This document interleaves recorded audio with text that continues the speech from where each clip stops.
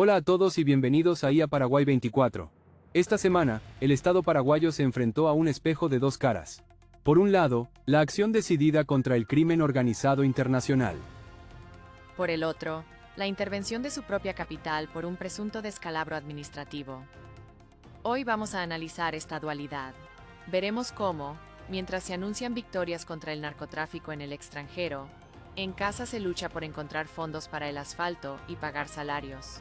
Como siempre, les contaremos de dónde sacamos la información.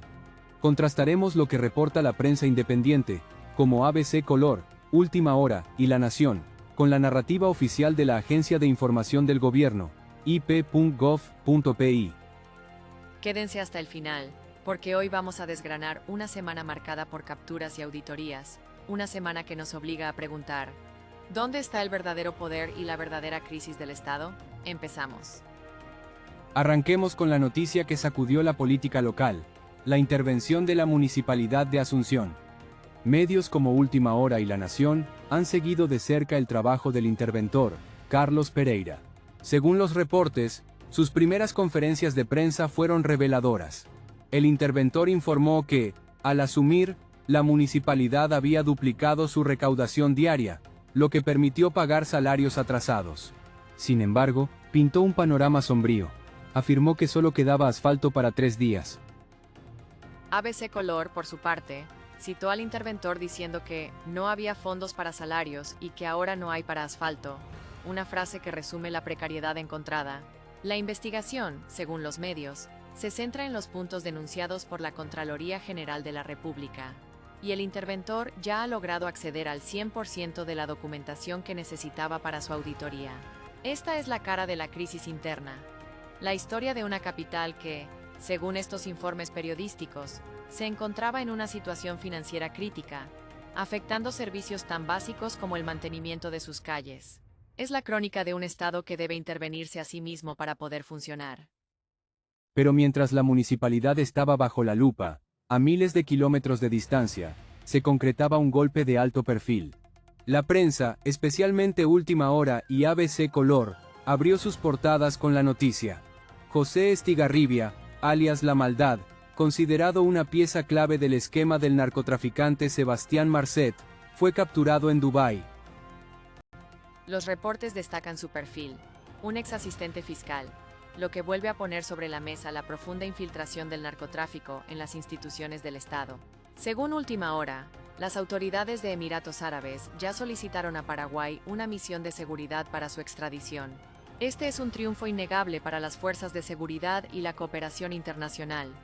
Es la imagen de un Estado que persigue y captura a criminales de alto vuelo, sin importar en qué parte del mundo se escondan.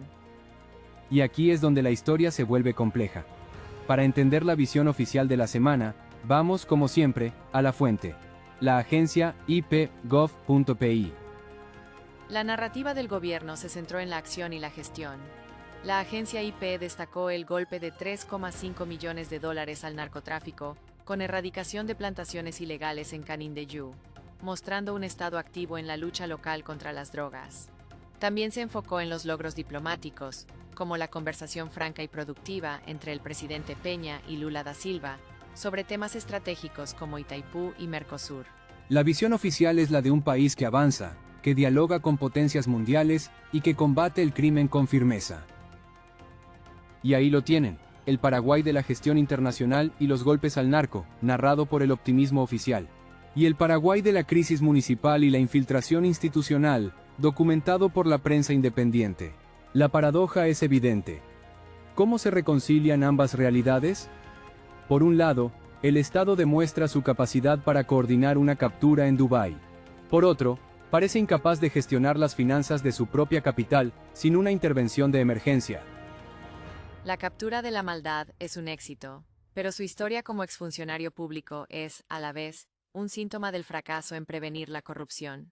La intervención en Asunción busca restaurar el orden, pero su mera existencia es la prueba de un desorden previo. La reflexión final no es si una cara de la moneda es más real que la otra. Ambas lo son.